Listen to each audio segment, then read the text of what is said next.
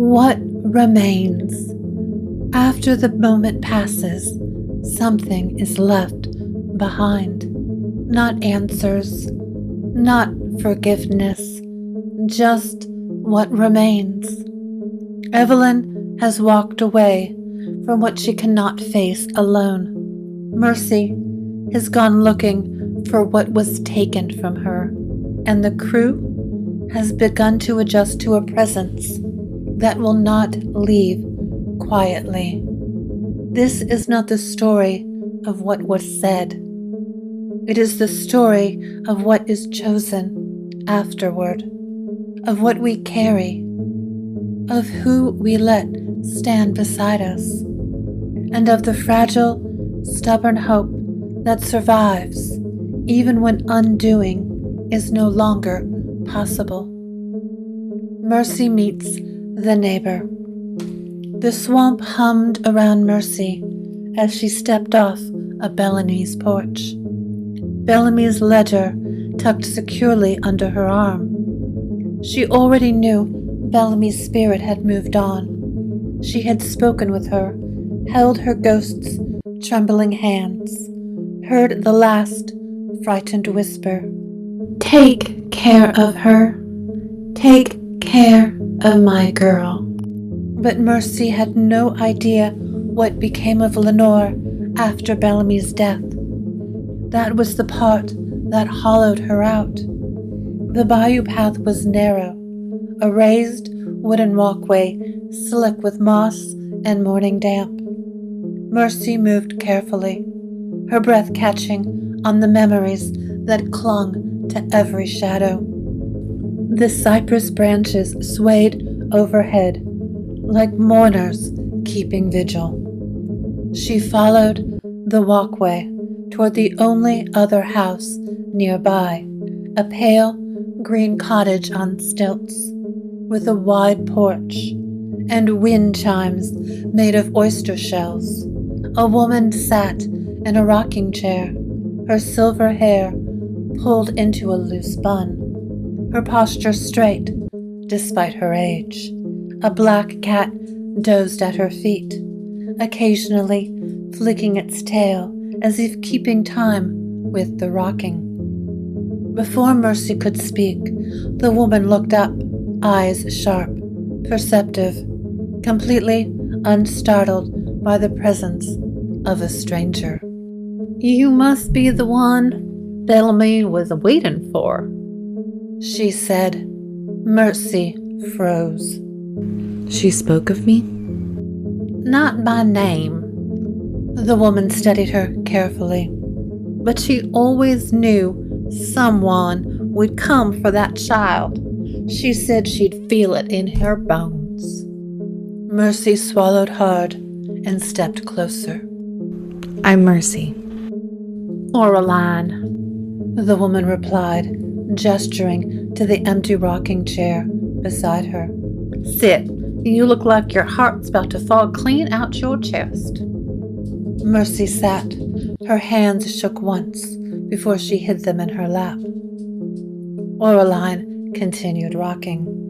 "Bellamy's spirit came by not long after she passed. She always walked gentle, even dead."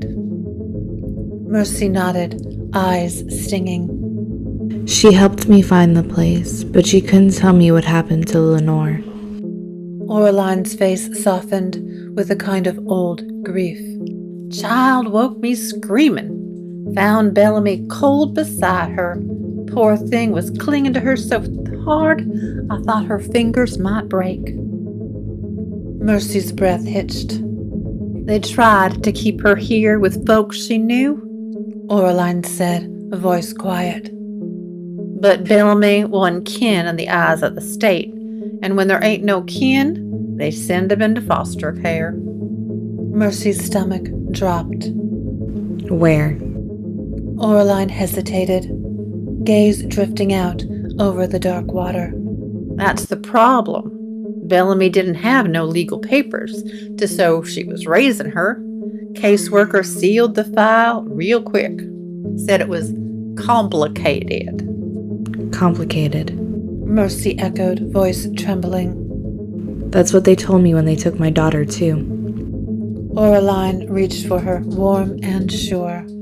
I'm sorry, Cher, but I remember one thing. Mercy leaned forward. Please. Caseworker's name was Miss Hartwell. Tough woman. Fair, I guess, but strict. She retired years ago. Last I heard, she'd moved to Homa to live with her sister. A breath of hope flickered in Mercy's chest. Small, trembling, but real. That means I can find her. Mercy whispered. I can ask, I can. You can, Oraline said gently, squeezing her hand. Bellamy wanted that child safe. Maybe you're the answer she prayed for. Mercy closed her eyes. For the first time since she'd learned she still had a daughter in the world, she felt something like direction, a place to begin. The swamp hummed its approval around her. Renard in the Marigny. Renard slipped through the Marigny like the neighborhood was an old friend he didn't have to greet aloud. Morning advanced in slow golden layers, staining the painted shotgun houses with a warmth that softened even the sharpest corners. A trumpet drifted faintly from a nearby porch, each note curling into the thick, humid air. The cursed parcel in the satchel under his arm vibrated with intermittent, sulky tremors. Behave, Renard muttered. It did not. He turned onto a quiet side street lined with hibiscus bushes and low wrought iron fences. A black cat regarded him from atop a railing, its yellow eyes in the shadows. Renard tipped an invisible hat. That was when he felt it.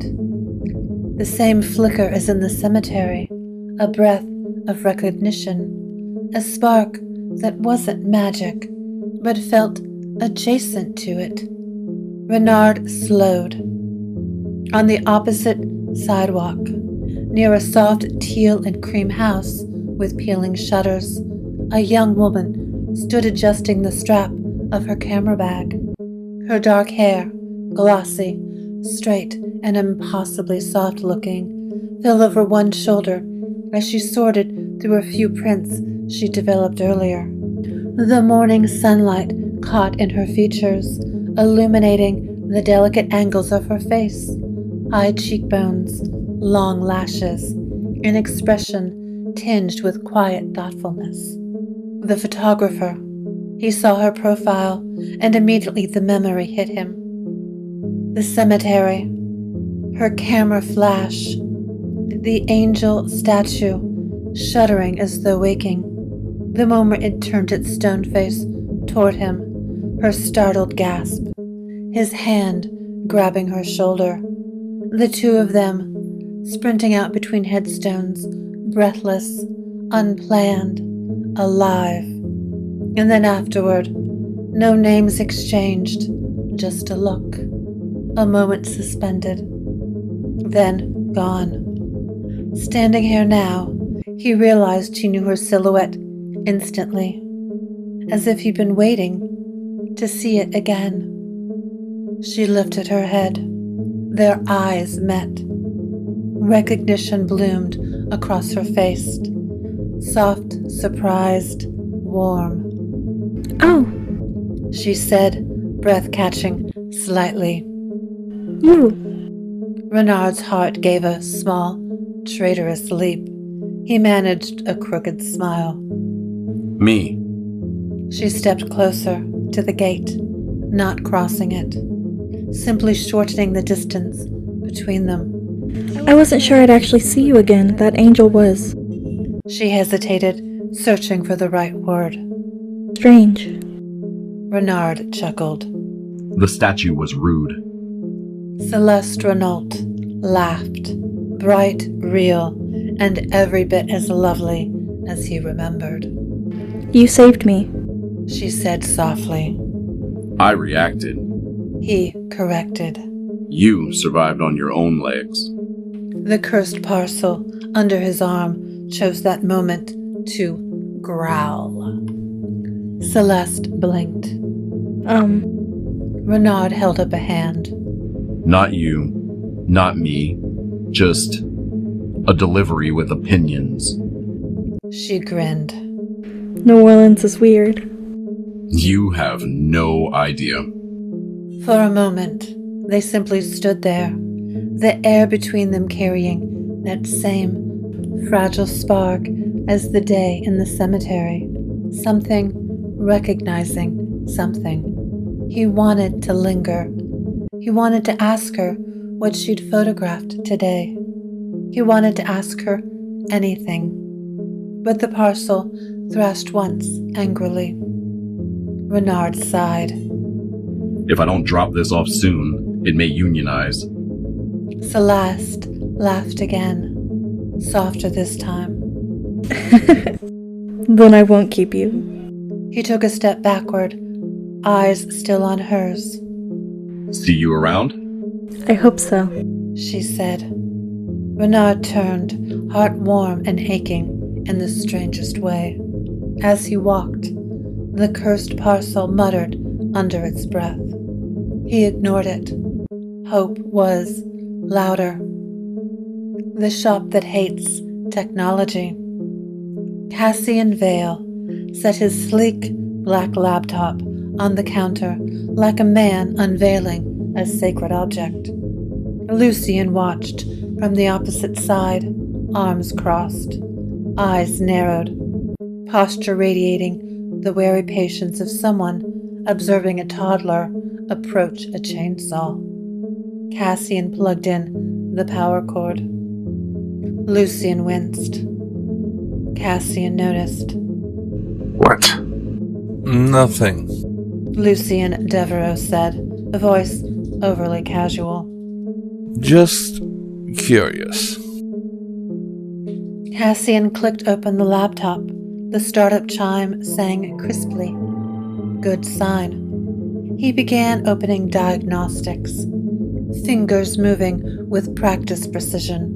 He looked completely in his element, sharp, focused, the kind of man who could probably hack into a Vatican vault before breakfast. Lucian sipped his coffee in preparation for disaster. Cassian opened a file, then another, then the lights flickered. Cassian glanced up. Does that happen often? Lucian shrugged. Only when people do things. What kind of things? Technological things. Cassian frowned. Magic isn't allergic to tech. It is here. Lucian said. Cassian ignored him and clicked again. The laptop screen began to pixelate. Just a little, then a lot. The pixels jittered, stretched, then melted into a mess of static crawling across the display like digital vines. Cassian stared. That's not possible. A soft electrical pop sounded from inside the laptop. A faint wisp of smoke curled from the vent. Lucian reached over and slid a coaster toward him. For the remains. He offered helpfully. Cassian shot him a look. Lucian held up his hands. I'm trying to be supportive. Cassian unplugged the laptop quickly. The static faded, but the screen stayed frozen in a ghost of its former self, half of spreadsheet, half abstract horror art. Okay. Cassian muttered, jaw tense. It's fine. I'll use my phone. Lucian blanched. Absolutely do not. Cassian already had it in hand. Relax. It's encrypted. Hardened against EMP. Remote wipe. The phone turned itself off, then on again, then off, then flashed a bright blue screen with the message, Hello, in Comic Sans. Cassian stared at it like he was witnessing a personal betrayal. Lucian leaned in. Comic Sans means it likes you. It hacked my phone? Cassian asked, horrified. Not hacked. Lucian corrected. More like playful murder. Cassian exhaled through his teeth. For a moment, he just looked at the device in his hand.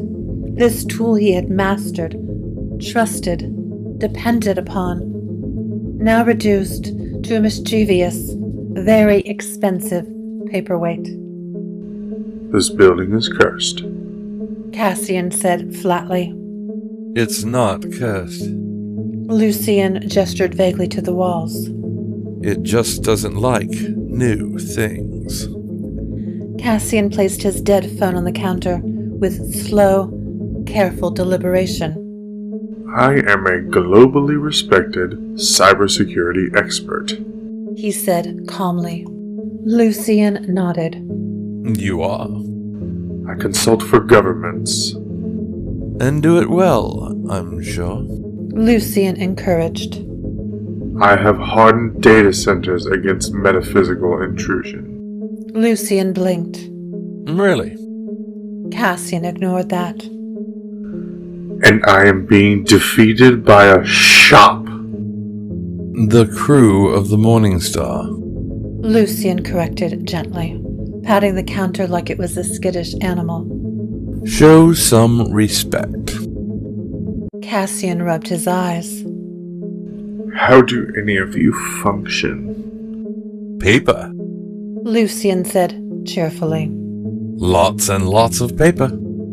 For the first time since he arrived, Cassian let out a genuine laugh. Low, warm, startled out of him. He shook his head. Fine. Paper it is. Lucian handed him a floral, patterned notebook Mercy had left behind. Cassian stared at the pastel daisies. No. Lucian slid it closer. Here. Cassian sighed, opened the notebook, and picked up a pen. The shop lights brightened in apparent approval. Mercy and the bureaucracy problem. Mercy sat behind the wheel of her car for a long moment before turning the key. Bellamy's ledger rested on the passenger seat, fragile and swollen from swamp humidity, its pages packed with the only tangible record of Lenore's life since the day she was taken. Miss Hartwell, Homa.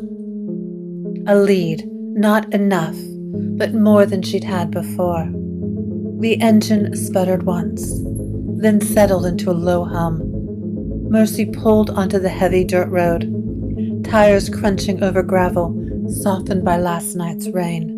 Spanish moss swayed in her rearview mirror, fading into the distance as the swamp slowly released her back into the world of highways and stoplights and mortal complications.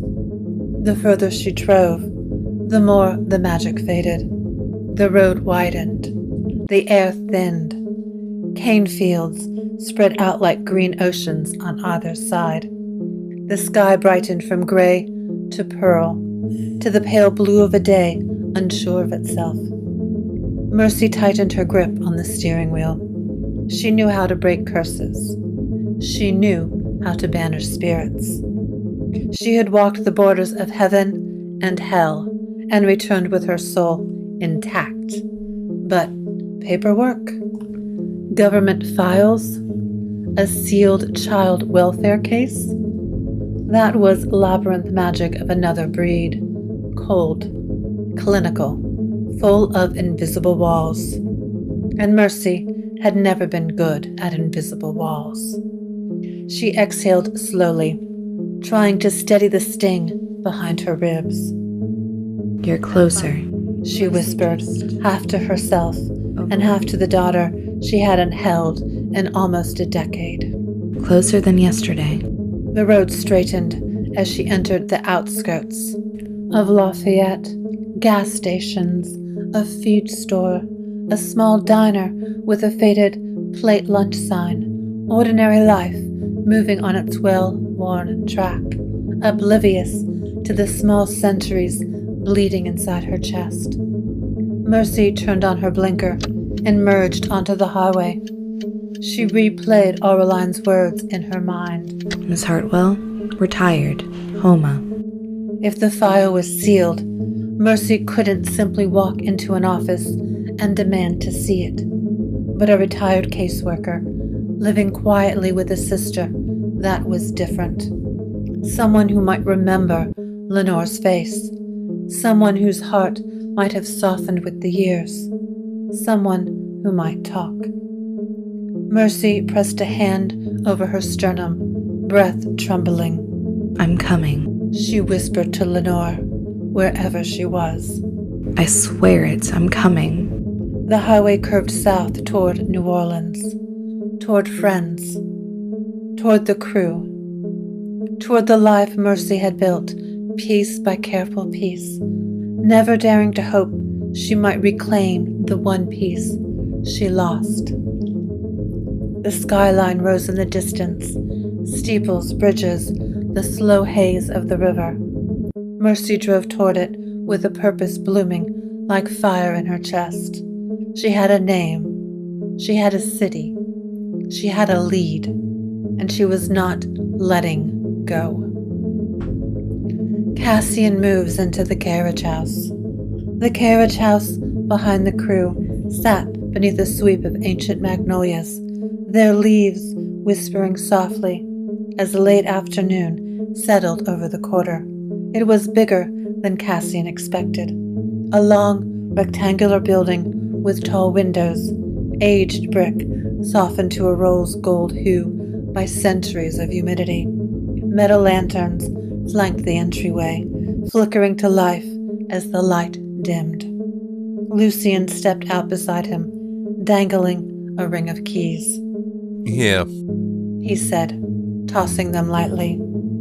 Cassian caught them, the metal warm from Lucian's hand.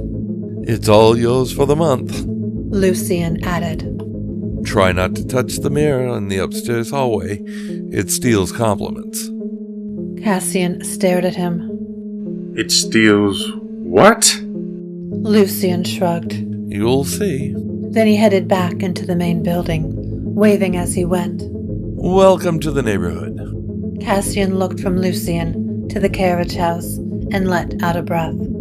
He was rarely intimidated by spaces, but something about this one felt lived in, earnest, haunted in the gentle way old houses always were. He unlocked the door. A rush of cool, herbal-scented air greeted him. Basil, cedar, old wood, a hint of incense. The entryway opened into a surprisingly spacious living room with tall ceilings and exposed beams. A soft, worn rug spread across most of the wooden floor. A couch sat beneath the window, flanked by mismatched lamps that cast warm pools of light. To the right, a full kitchen, quaint but functional. Cast iron pots hung over the stove. A jar of tea leaves sat beside a chipped ceramic mug left by some previous crew resident. To the left, a hallway leading to 2 bedrooms, one larger, one smaller, both furnished with antique dressers and beds covered and hand-stitched quilts. At the end of the hallway was a bathroom with an old clawfoot tub and a window overlooking the magnolia branches. Cassian set his bags down in the larger bedroom. The house hummed faintly around him, not threatening, not wary, just aware. He touched the doorframe gently. Thank you, He whispered to the house. The lights warmed in response. He unpacked with quiet precision, suits in the wardrobe, shirts folded neatly, toiletries arranged methodically in the bathroom. The small ritual of arriving that made unfamiliar spaces manageable. When he finished, Dusk had deepened into a purplish blue, magnolia leaves rustling like soft applause. Cassian stepped outside into the courtyard to breathe and saw her. Evelyn walked down the alley toward the Krewe, the fading light catching in her hair, softening the weary set of her shoulders. She moved with the grace of someone millennia old, but tonight there was something fragile in her posture, the river's ache still clinging to her. Cassian froze. He didn't want to startle her, didn't want to intrude, didn't want to make anything harder for her than it already was. Evelyn lifted her head and stopped when she saw him. The moment held, not raw like the morning, not sharp like confession, just quiet. Two people standing in the soft breath of evening, haunted by different memories of the same pain. Cassian lowered his eyes first. Good evening, He said quietly, voice careful. Evelyn hesitated, the smallest tremble of conflict in her throat, then answered, Good evening. Her voice was gentle but closed, like a book she wasn't ready to open. Cassian stepped aside, giving her the path. She passed him slowly, their shoulders close but not touching. The magnolia branches whispered overhead. She paused at the door of the Krewe, her hand resting lightly on the frame. She didn't look back, but she did say, soft as dusk, Sleep well, Cassian. He swallowed. you too. The door closed behind her, and Cassian stood alone in the twilight, letting the moment settle into his bones like a promise he dared not name. Evelyn returns, mercy arrives, and quiet truths settle. The Krewe felt dimmer when Evelyn pushed open the door, not magically darker, just quieter, the kind of hush that settles over spaces after too much emotion has been left inside them. Cassian's presence still hung in the air like the aftertaste of lightning, but the shop was empty now. No well-dressed, immortal sun, no Lucian, just shelves of strange objects and the soft glow of lamps illuminating dust caught in suspension. Evelyn stepped inside, shutting the door behind her with a careful, measured breath. She needed calm. She needed quiet. She needed mercy. She wasn't prepared for just how quickly her friend would answer that need. The bell above the door jingled again, and Evelyn turned sharply. Mercy stood there, hair wind-tossed from the drive, cheeks warm from emotion she hadn't let herself feel in years. Bellamy's ledger tucked securely under her arm. The swamp still clung to her, its scent of river namas and old magic woven subtly into her clothes. The moment their eyes met, Evelyn felt something inside her loosen. Mercy?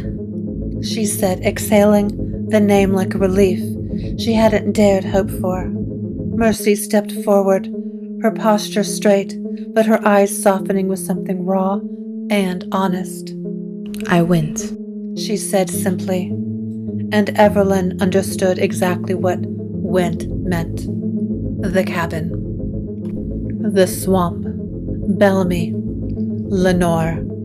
Evelyn closed the distance between them. You're safe, she murmured, reaching out to touch Mercy's shoulder lightly, grounding both of them. Mercy gave a tired, grateful half laugh. I'm fine. Mostly just overwhelmed. Evelyn nodded.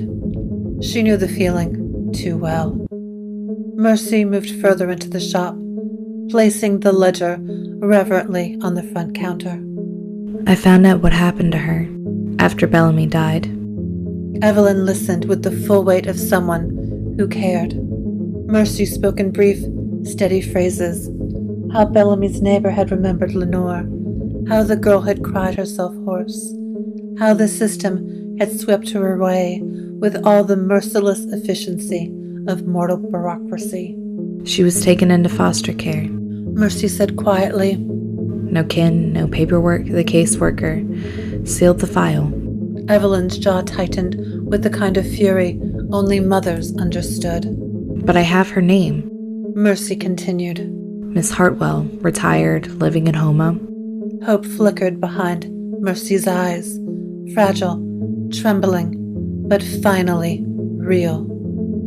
Evelyn stepped closer. Then that's where we go. Next. Mercy blinked, taken aback. We? Evelyn squeezed her shoulder, warm and firm. You're not doing this alone. Not anymore. Mercy took in a slow breath, the words hitting her somewhere deep. Her voice trembled when she answered. Thank you. The shop's door creaked again, but no one entered, just the night air shifting, wrapping around them like a blessing. Evelyn let her hand fall, but she didn't step away.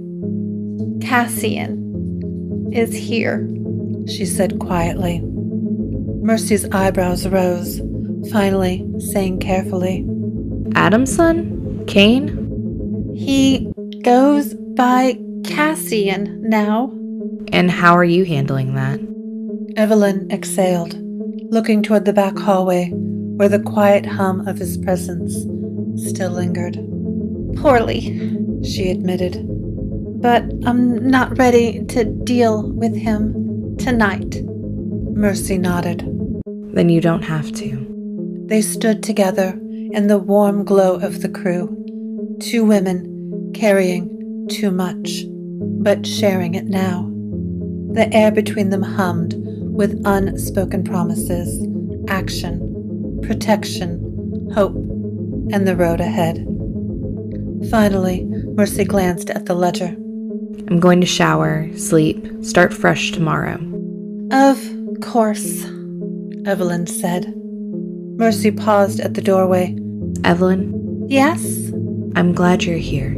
Evelyn swallowed around the ache in her chest. Glad you came back. Mercy disappeared back out the front of the shop. Evelyn waited until she heard the footsteps fade. Then she whispered into the quiet. Please, let this lead be the one. The shop lights flickered softly, as if in answer. Night in the Krewe. Night settled over the French Quarter and its familiar velvet hush. Distant jazz curling through the air, porch lanterns flickering alive. The hum of slow-moving crowds unwinding into the evening, but behind the crew of the Morning Star, tucked beneath magnolia shadows, the world felt quieter, more intimate. Renard, a brief, secret pause. Renard walked back through the Marigny, the cursed delivery satchel, now empty and mercifully silent. He rubbed at his shoulder. The object had taken offense one too many times, but even its sour mood couldn't overshadow the warm, impossible spark still fluttering in his chest. He wasn't planning on passing her street, but he found himself there anyway. The soft teal and cream house sat quiet under the glow of a lone porch lantern, curtains drawn, windows dark, no silhouette in sight. Celeste Renault wasn't visible, but her presence lingered. The faint memory of her laugh, the spark in her eyes when she recognized him, the soft "Oh, you" that had melted something inside him he didn't know was frozen. Renard stood on the opposite sidewalk, the night humming around him. Not a man waiting, just allowing himself a moment. A black cat perched on the fence, tail curling in a lazy question. Renaud whispered. Don't judge me. The cat blinked slow, approving. He smiled softly. Yeah, I know. After one last glance at the quiet windows, not longing, just a quiet acknowledgement of something beginning, he turned and walked on. He cut through Esplanade toward his small apartment in the quarter, the fox in him unusually, inexplicably light-footed. Cassian, the carriage house at dusk. Back behind the crew, Cassian stepped back into the courtyard from the carriage house, the pastel daisy notebook Mercy had left held loosely in one hand. The magnolia leaves rustled overhead as the humid night wrapped around him like a warm shawl. He had unpacked. He had settled the rooms. He had tried to breathe in this place that hummed with ancient magic he didn't understand. But his eyes kept drifting toward the main window, toward the upstairs window with the faint golden glow. Evelyn's room. He did not stare, but he couldn't help noticing. A shadow moved behind the curtain. Cassian lowered his gaze. He whispered to the night. 1 month. The carriage house lights flickered gently, approving. Evelyn in her room. Inside, Evelyn leaned against the wall of her room, breath steadying as she listened to the soft, steadily creaks of the shop. She could feel Cassian's presence outside, not invasive, not demanding, just a quiet orbit she wasn't ready to address. Her heart was tired. Her mind was full. Her grief was heavy. But Mercy was safe. Cassian was contained. That would have to be enough tonight. Evelyn closed her eyes, the sound of the river still echoing faintly in her mind. Mercy, alone in the Marinade. Across the city, Mercy unlocked her little Marinade cottage. The wards hummed softly as she stepped inside. She placed Bellamy's ledger on her table, touching the battered cover with gentle reverence. I'll find her. She whispered, not to ghosts this time, but to the quiet air around her. A vow, not a wish. The house, small and familiar, felt warmer for it. Mercy sank into her armchair, exhaustion washing through her. Tomorrow, she would begin again. Tomorrow, she would hunt bureaucracy, track down retired caseworkers, peel back the sealed layers of Lenore's stolen childhood. Tonight, she allowed herself to breathe. The final quiet. The city exhaled. Renard reached his apartment door and paused once more before slipping inside, a smile tugging faintly at his lips.